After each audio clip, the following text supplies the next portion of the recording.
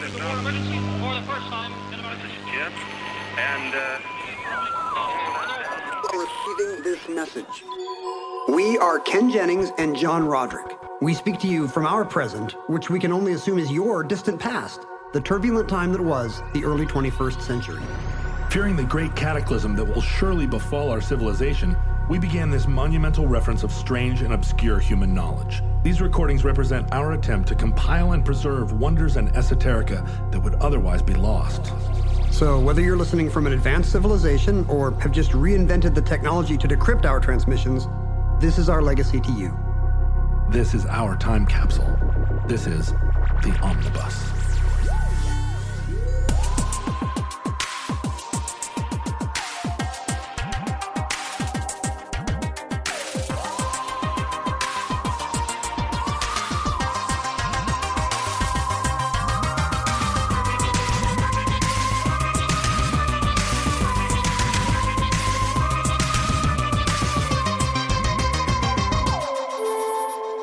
You have accessed entry 786.ZC0508, certificate number 25185.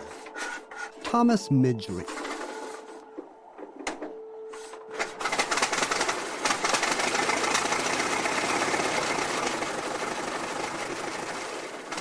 So, in the early days of the automobile, there were still a lot of problems kind of perfecting the internal combustion engine. Cars were not reliable for decades. Like, there was this whole culture of people pulled over to the side of these dirt roads, patching a tire twice a day. Yeah, steam coming out of the radiator. Where, people working in their alleys on their new jalopy. Perhaps it's what our future listeners are used to transportation-wise. Yeah, well, I think in the future, right, they're just pouring garbage into the flux capacitor of their DeLoreans. No, right? They got Mad Max muscle cars with guitarists on the front. Yeah. We don't know who we're talking to car culture wise. Yeah, they're all skateboarders, I bet, or using Segways that don't have handlebars.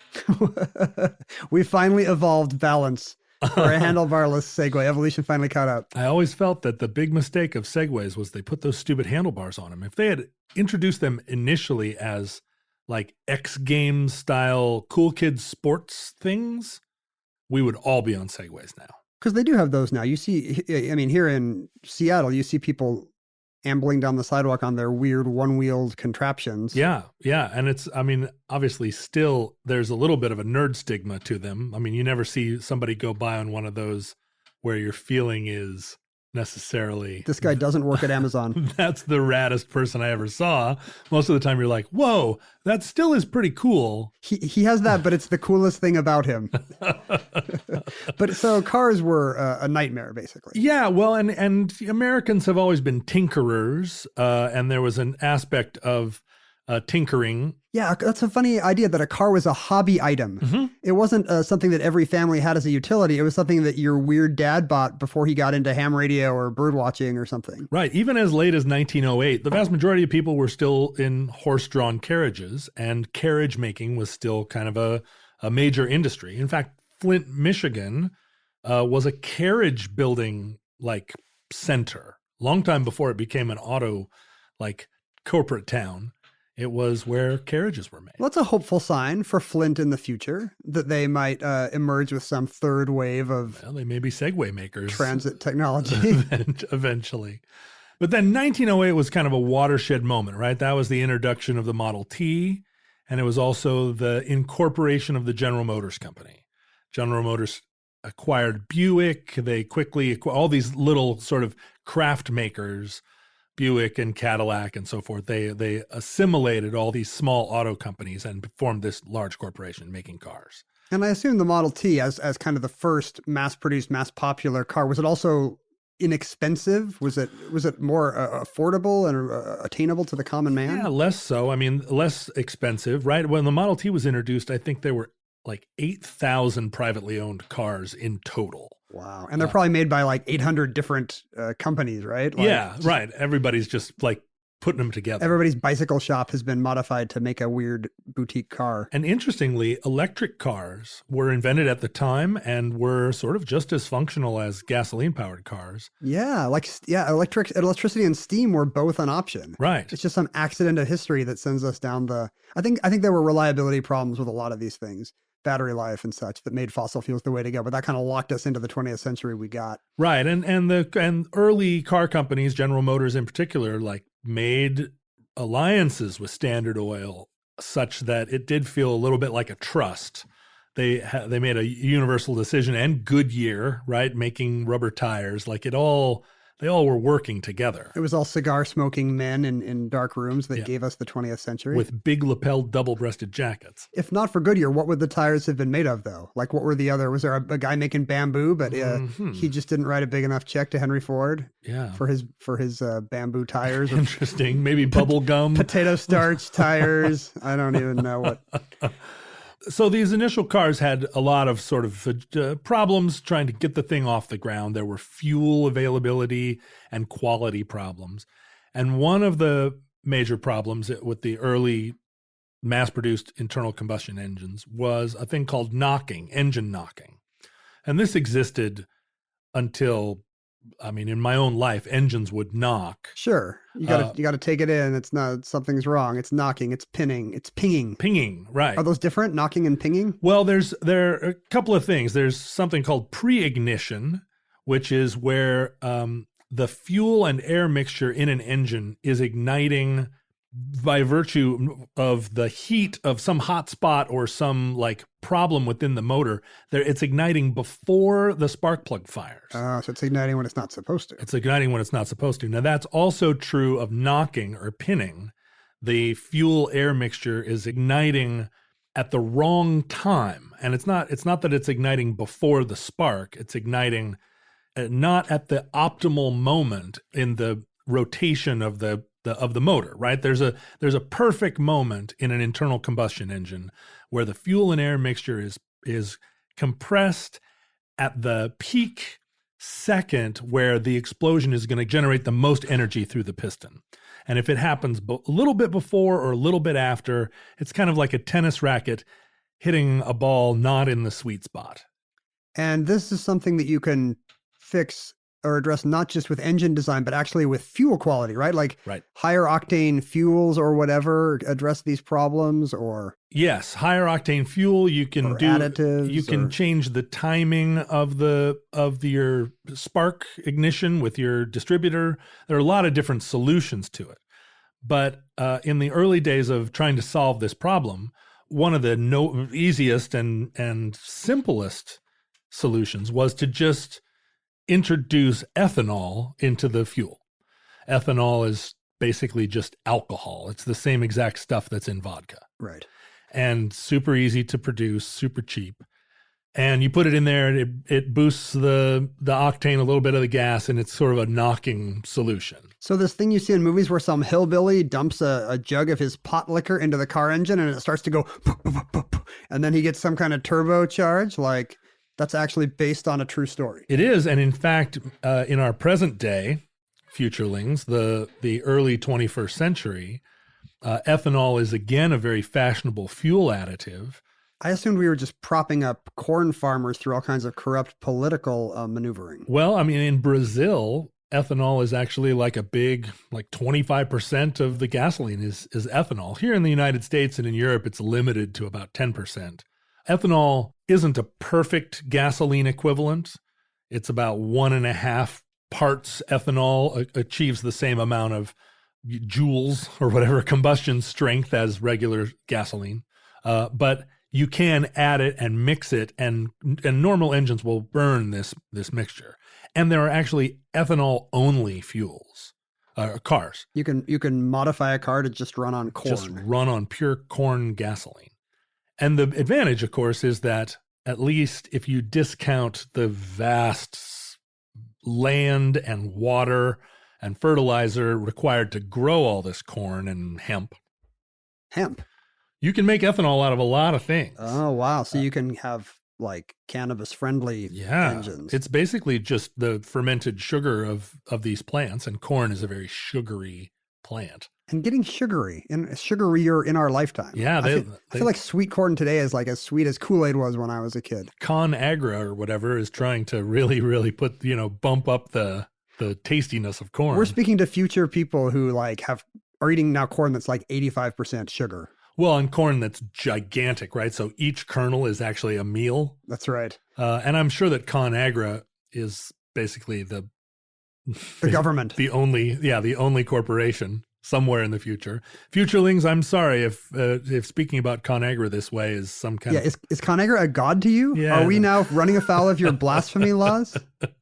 We apologize. I'm sure ConAgra has long ago thrown this particular episode of Omnibus in the hopper. Please remember, we were a product of our time.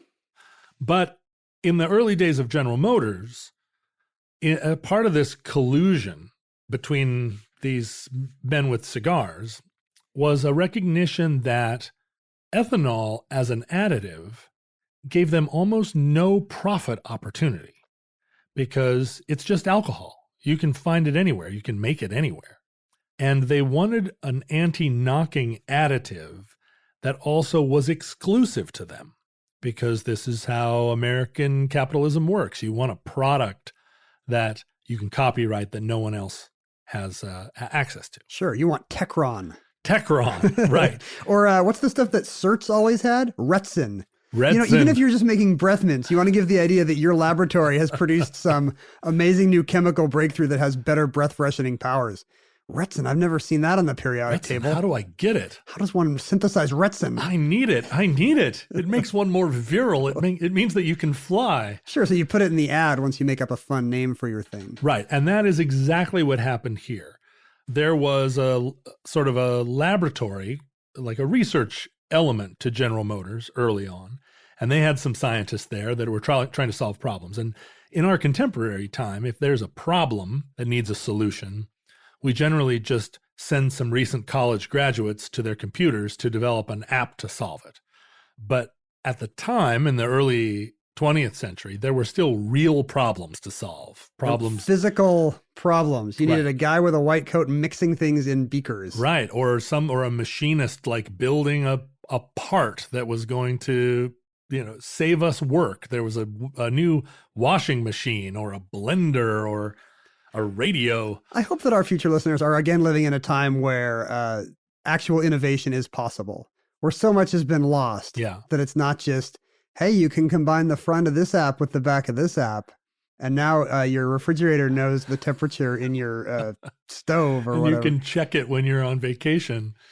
But so a man named Thomas Midgley was a scientist, a chemist, who worked at this laboratory that was part of General Motors.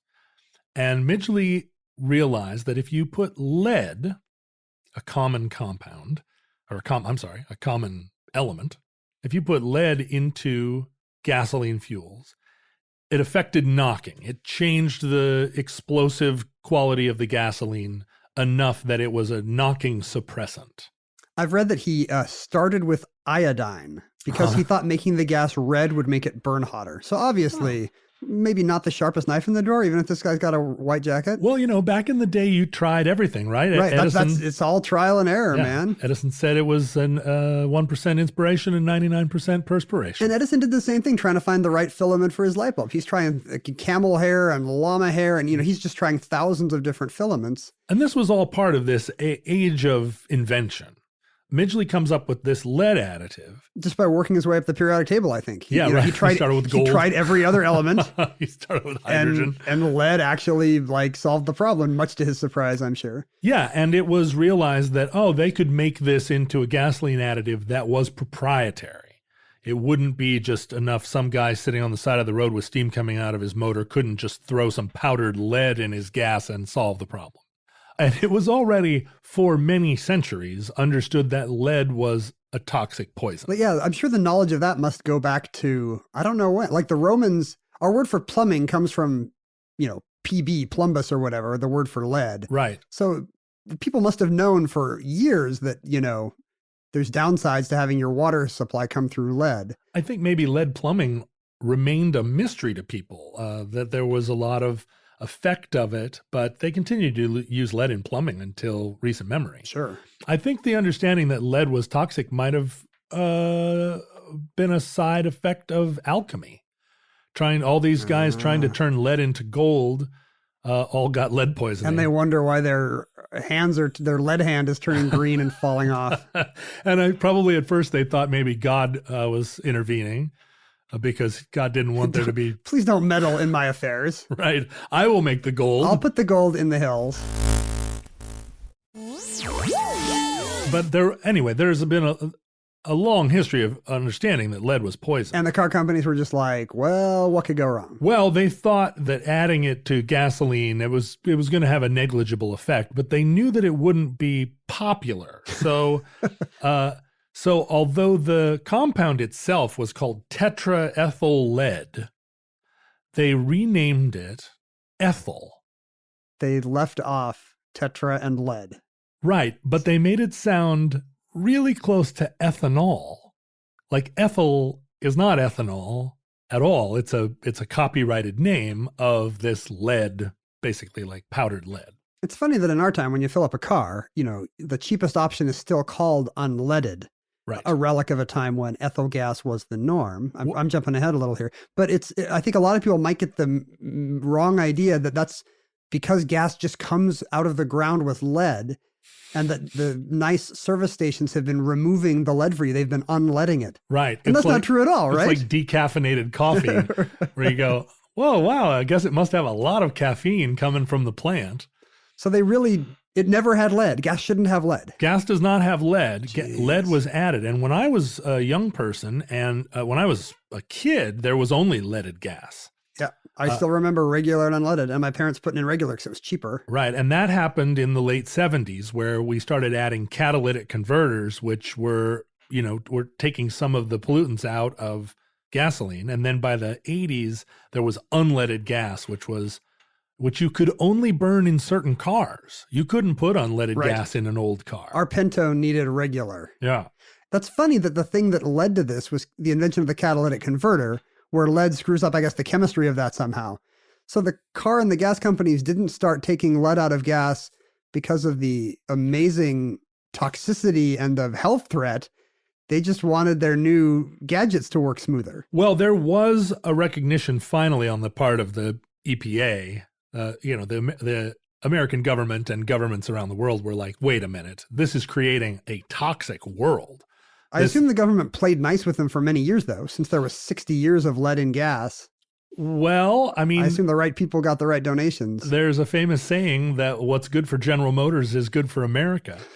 And there just wasn't a sense, we didn't have a sense at the time that pollution was something that we could really affect. I mean, this is during an era when smokestacks around the country were just sending coal into the sky. You remember Toxic Rain, where whole forests in the east of America were dying. The forests were dying from just the effects of heavy metals in pollution. And this is in the 70s. Sure. And 80s. Just 50 years ago, people's brains worked fundamentally differently. They didn't have this constant governor we have of like, how are my actions affecting the planet? They lived in this sort of blissful ignorance where the world was the universe was a massive sponge that could absorb any amount of litter. People would just, Because until recent times, at that point, the world still had great portions that were unexplored and it seemed like the Earth was unlimited. Sure, when did the world's population pass 1 billion?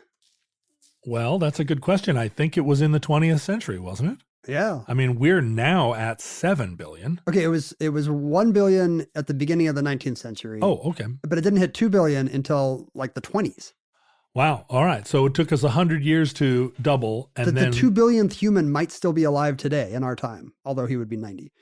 I would like to meet he or she 2 billionth because Mr. 2 billion. I'm probably the 5 billionth person and kid born today would be, yes. I'm probably the 3 billionth. Baby 8 billion is coming up. And of course, we're probably talking to a world population of, 300,000. Yeah, right. 300,000 or 300 billion. That's possible too.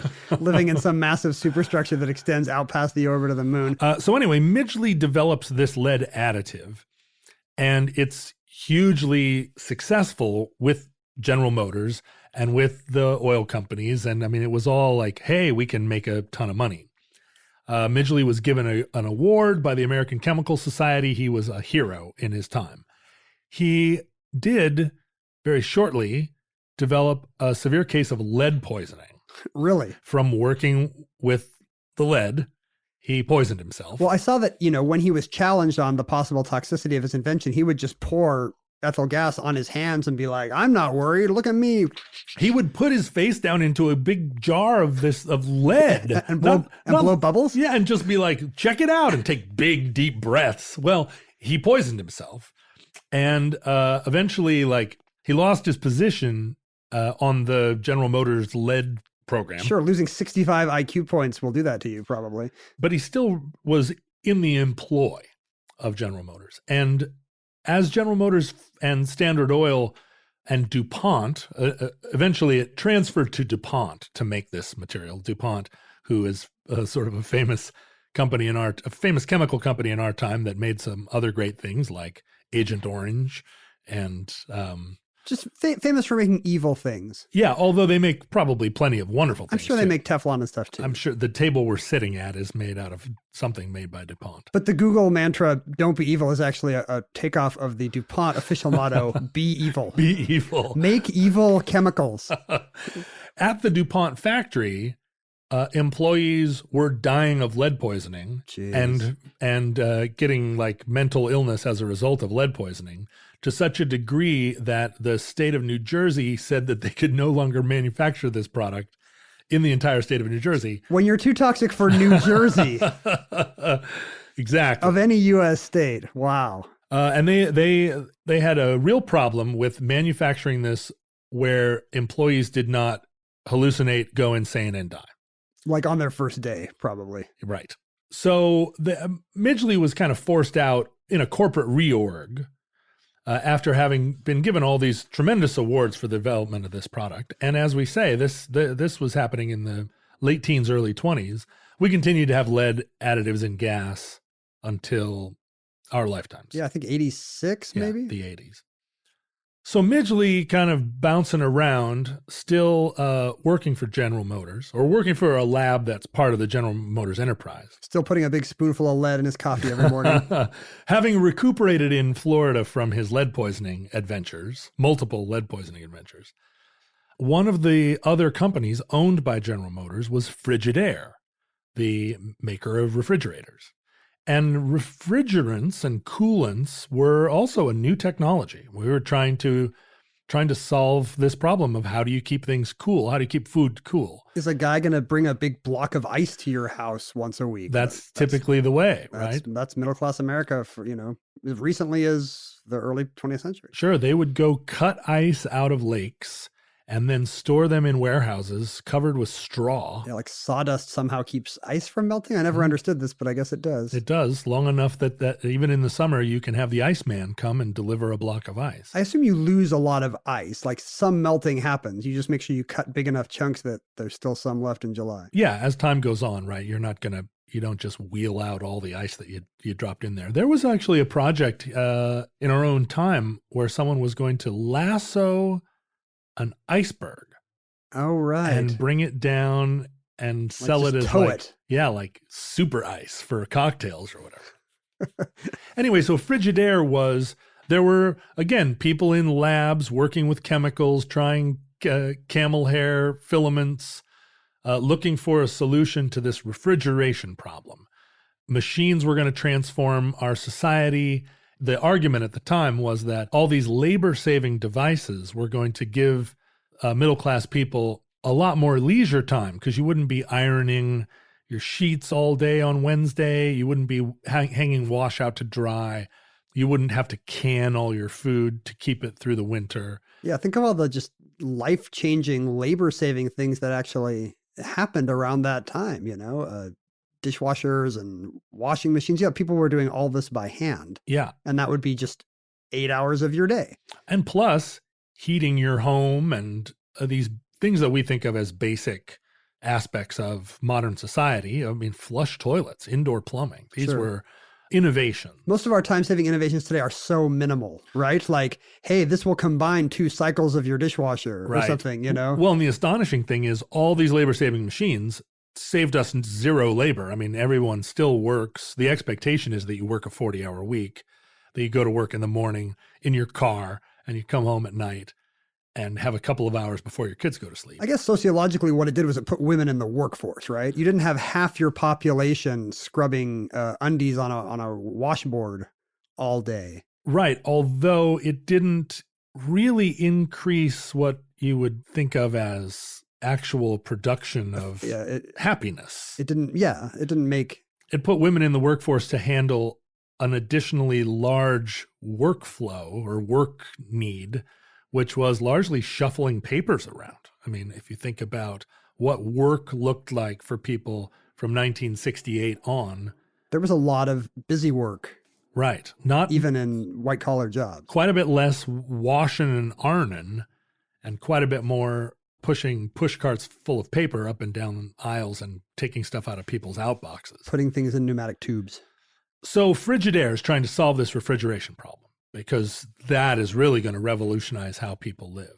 But the early components of refrigerants, the early stuff that they used that actually would cool a space down, were all made out of very volatile and explosive components, including ammonia and propane and sulfur dioxide, this stuff that would, if you got a leak in your refrigerator, it could poison you or it could cause your refrigerator to explode.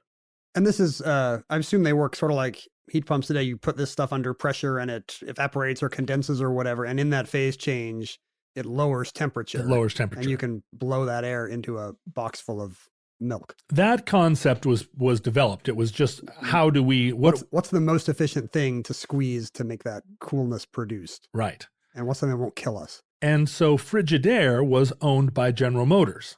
General Motors had become one of those American corporations that bought and sold other companies as part of just a corporate diversification strategy. Which turned out to be a great thing for our society with no downsides. Yeah, it was really amazing. In fact, General Motors got into the financial services business for a while, selling, and I think even now selling, money.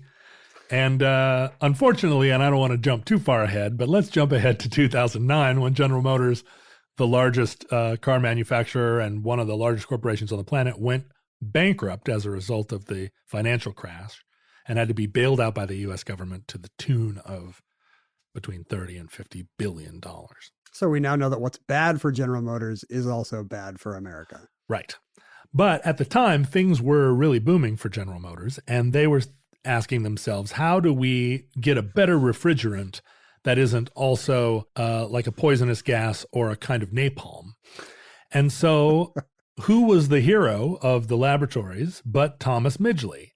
And they set him at this project, a great chemist that had been awarded. He's got awards on his wall, office wall and his desk. He does. He's a big shot. His pocket protector only has fountain pens in it. And Midgley starts to work on this concept. And he came up with the idea of introducing fluoride, into a hydrocarbon. And it created a chlorofluorocarbon, which we call a CFC. Which we think of as a boogeyman. And this was the first one. And they named it Freon, which is what we all know. Freon is like a great refrigerant, and we all had Freon kind of in everything. Is it supposed to convey neon? It's some kind of magic colorful gas, but it freezes? It's Freon. Yeah, I think you're absolutely right. Freeze plus neon? Because neon was very popular at the time too. It also seemed like an innovation, like a forward-looking technology. So Freon worked really well. They pumped it into refrigerators, but they also started using it in a lot of other situations, including aerosol cans. And the Freon in aerosol cans became a real bugbear in our lifetimes. Well, that's because we came from a generation that used a ton of hairspray. We did. The 1980s use of hairspray was so widespread that it created an ozone hole over the continent of Antarctica, right? Yes. That if our high school girlfriend's hair had not been quite so tall. That's exactly right. Our love of the multi-useful product, again, made by DuPont. Thanks, DuPont. Of Freon ended up burning a hole in our ozone layer. And one of the earliest examples of a thing that we recognized we were changing our own environment. We were affecting our climate. I mean, you remember the ozone hole was over Antarctica and was supposedly going to keep... It was going to let in cosmic rays and mutate all the penguins into carnivorous cycle penguins or something. And was going to expand and expand and expand until our atmosphere, our ozone, was completely depleted. Which would threaten human life. Ozone keeps us safe from all kinds of crazy space particles. Right. So Midgley, having built Freon, or having developed and discovered Freon, was again flooded with accolades. The number of trophies on his mantle, it went to infinity at this point. I would like to think that he guzzled Freon when he was called on its possible toxicity. This stuff's great. I gargle with it every morning. I use it as shampoo. And so here he was again, and in this culture of invention of the first part of the 20th century, like this guy had solved 2 insoluble problems. And this is the new science, right. When humanity has a problem, we just build a new molecule that will solve it. Everything's going to be fine now. That's right. There is a solution. Better living through chemistry was the DuPont motto. And there just was not any knowledge or at first no understanding, and then later no acknowledgement of the fact that these chemicals actually had reverberative effects globally. What were those effects? Are we talking about lead or Freon here? Well, both things. And both things ended up being part of a government project to regulate these chemicals, and part of the expanding purview of the American federal government in the 70s and 80s, where we recognized these companies understood that these chemicals were having this effect within their labs, and then eventually, within their larger corporate understanding of what they were making, but they didn't want to stop doing it because it was too profitable. To this day, I don't know if we really fully understand the scope of a lot of what happened. I mean, sure, there was a hole over Antarctica, but I think recently there's a lot of work linking atmospheric lead to all kinds of problems in America, and not just health problems, but up to and including crime. Do you know about this research? The average American's blood lead level is down 75% from what it was when you and I were children. And so there was multiple generations of Americans growing up in this lead happy world. And of course, lead is terrible for you. It's well known that it lowers, when it's exposed to kids, it lowers IQ. It creates, all kinds of violence and other problems. And it's not well understood why American crime peaked around 1990. There's all these theories. Right. Was it better policing or the broken windows theory? Right. Did Giuliani somehow do it with his superpowers? The Freakonomics guys are all about how it's Roe v. Wade. All the poor kids that would have been stealing liquor stores got aborted instead. It's a very odd theory.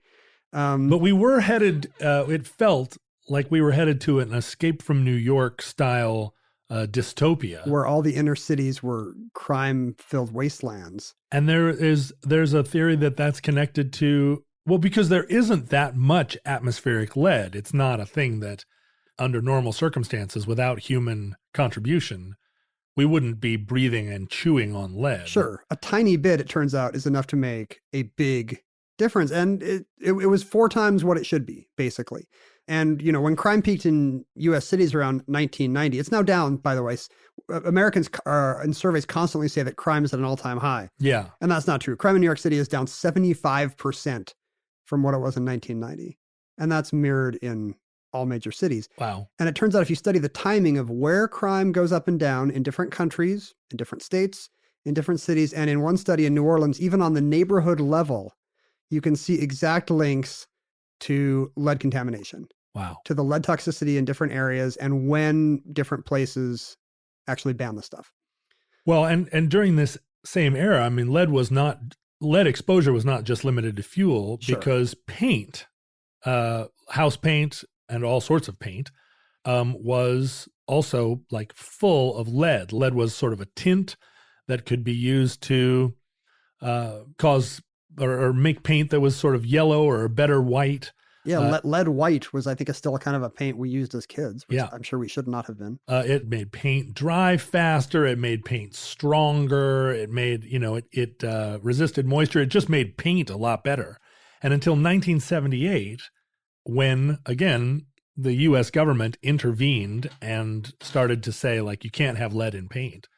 Most paint had lead. And so if you're living, futurelings, in a apartment building or a house that was built before 1978 in our own era, which you probably are given the housing crisis. Yeah, you're probably, a lot of you are in 10,000-year-old houses. I'm sorry about that. But there was a lot of problem of lead contamination because kids were, little kids were chewing on the trim. Paint chips would come off the wall, and some toddler would stick it in their mouth. But even though paint does get a lot of the media attention, I think the leaded gas in the air, car exhaust was the bigger thing problem. Yeah. 68 million young American children between 1927 and 1987 had toxic levels of lead in their blood. 68 million people. That's incredible. Considering what lead does to your mind and body. Sure. And, we have this 20th century association of crime with urban areas, right? And that's often deployed to political effect. But if lead is the real culprit, you can see why it's worse in urban areas. Right. There's just more cars driving around, right, making the young kids sicker. So they, in the 1980s, I guess, everyone was concerned about the coming of a second, the children of the baby boomers would finally be at peak criminal age. All the young men would be at, early 20s, the age when juvenile delinquents do their crimes. Right. And there was all this fear that a wave of juvenile super predators would be washing over America's cities in the 80s and 90s. And instead, crime kept dropping throughout the 90s. The juvenile super predators did nothing, I assume because they had been raised on, for the first time, lead-free gas. Right. And they weren't crazies. So you think about the effect of what one guy can have. When you think about cautionary tales of scientists, it's all these Oppenheimer types who made something flashy. Who hath become death. Sure. Hey, good news, guys. I've become Death, Destroyer Worlds. I'm going to put it in the weekly memo. Going to put it in the break room. Have you ever seen a video of Oppenheimer actually speaking those words? There's a video of him. He's recorded doing it? He is sitting there and he said, and Oppenheimer's a very strange looking man and kind of a terrifying man. And he says, I am become Death, Destroyer of Worlds. And he's not quite looking at the camera. He's sort of looking like into the middle distance, and it is chilling. What kind of weirdo, after inventing some terrible world-killing thing, then scours the Bhagavad Gita for the appropriately ominous quote to send to his rivals? This was, I think, a time when a lot of physicists also had read the Bhagavad Gita all the way through. He's quoting the Bhagavad Gita. Nice. Had it memorized, right? So, the guys like that get all the press clippings, but think about somebody like Midgley, who most people have probably never heard of, And you would never expect that two of the major environmental pollutants of the 20th century, the effects of which we're still wrestling with, were completely coincidentally invented by this same one chemist. Same bonehead. Yeah. How many deaths, really, do you think? I mean, that's astonishing. And to think about, like, the effect of these things over the next 3 centuries. I mean, it's not like that stuff is gone. I mean, if you look at murders alone, the U.S. had between about around 10,000, around 20,000 murders a year for much of the lead gas era. And, if crime dropped 75% without Midgley's help, that guy is killing 7,500, 15,000. Yeah, he's killing, over 10,000 people a year for 60 years. From 1922 to... So even if you leave aside the kids getting sick or whatever, like physically he murdered 600,000 people, like with switchblades and handguns. That's incredible. Not to mention all the mutated penguins that exist today. R.I.P. Yeah. I'm pouring out some fish guts on the curb for my mutated penguins. Well, what's funny is that he recognized in his own time the poisonousness of lead, the toxicity of lead. In fact, they, of course, knew it even as they were building it. And his recuperation from multiple bouts of lead poisoning. Did he ever show any remorse? Or? No, because it all felt, I think, by the standards of their era as a necessary side effect of innovation. They had solved this knocking engine problem without using ethanol, a cheaper and better solution to it. Thank goodness. But he got a pat on the head from all of his bosses, and he got all of these medals from various societies and was recognized as an eminent man in his field. Now, the effect of chlorofluorocarbons didn't become evident for much, much longer. And in fact, Midgley did not live long enough to receive the second wave of approbation that he should have. Yeah. So that's the point of this recording, really, to further sully his legacy. Yeah, we need to redress the balance. So Midgley died at a fairly young age, and depending on whether or not you believe in Schadenfreude, which to our futurelings is a German word for delighting in the comeuppance of someone, Midgley died an untimely and somewhat grotesque death. Grotesque? It's not lead related? Well, it's not lead related or chlorofluorocarbon related at all. He developed polio, which is a terrible disease that now polio is much, much rarer, certainly in the Americas because of vaccine. That's a success story of better living through chemistry that we, I guess, should not ignore. That's right. There are a lot of people, I think, that don't believe in vaccines anymore because they mistakenly believe that vaccines cause autism or other And interestingly, maladies. Because they might have mercury or some other kind of lead-like contaminant, like Midgley may have created a generation of people skeptical about putting metal in anything. Well, and there are plenty of like thalidomide was supposed to be a great chemical, and it caused enormous birth defects. So Sure. it's part of the reason why the FDA has such an elaborate process of approving drugs. You can't just come up with a drug and say it's a cure for nose pimples and rush it to market. Like you have to spend years and years and many, many trials to discover if it's toxic. Thalidomide is actually a good comparison to the anti-knocking problem because it was an acne drug, Yeah, right? yeah. So in the service of cosmetics, a whole generation of kids were born without arms and legs. Yeah, a real tough thing. Now, Midgley contracted polio in 1940, before the advent of the polio vaccine. Mm-hmm. And it disabled him, as polio once did. But because he was an inventive guy, Because he was the worst inventor of his generation. he was bedridden as a result of polio, but he invented a system of like ropes and pulleys and other devices, sort of like a hospital bed that you would see if someone was in traction, Right. that enabled them to be raised and lowered in a way that, that didn't require 6 orderlies to flip them or whatever. So he could hoist different parts of him in and out of bed. Right. But this had tragic consequences because Midgley's ultimate death came as a result of getting entangled in his own contraption. Oh, no. He became entangled in it and it strangled him. And he died of strangulation at the young age of 55. His work to strangle a generation of American youth in microcosm, in hospital bed form. It's hard to believe in instant karma, regardless of what John Lennon says. But I mean, he died believing that he had done more good in the world than bad. But he still received instant pulley justice. Like, crazy to imagine that he would get literally hoisted by his own petard.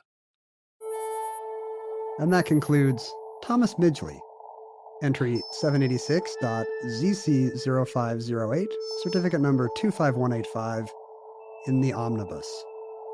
I certainly hope that social media does not exist in your era, futurelings. It's a blight on our time. But if our Twitter record would be of value to you, you can hope that it's still archived at Omnibus Project. John and I also individually shared our private observations at Ken Jennings and at John Roderick. John also maintained an Instagram account under that same handle. When forced to use email, a popular form of written communication in our day, we were omnibuspodcast@howstuffworks.com. Future listeners, from our vantage point in your distant past, we have no idea how long our bankrupt and polluted civilization survived. We hope and pray that the catastrophe we fear may never come, although because of lead poisoning, We may all be insane. We would never even know, perhaps. We don't. I mean, you may be a figment of my imagination. I may not even be doing this podcast. I've hallucinated this whole experience after huffing Freon. I could be living in a hospital bed, like supported by ropes and wires, and like a Metallica song, this is all just happening inside my imagination. Well, be careful with your Jacob's Ladder pulleys. I don't want anything to happen to you. Even if I don't exist, I don't want anything bad to happen to you. All right, thank you. If our catastrophe comes soon, this recording, like all our recordings, may be our final word. But if the Lord in the skies, or under the ground, or buried deep in the timbers of an old home, allows us to survive, allows you to survive, futurelings, we hope to be back with another entry in the omnibus.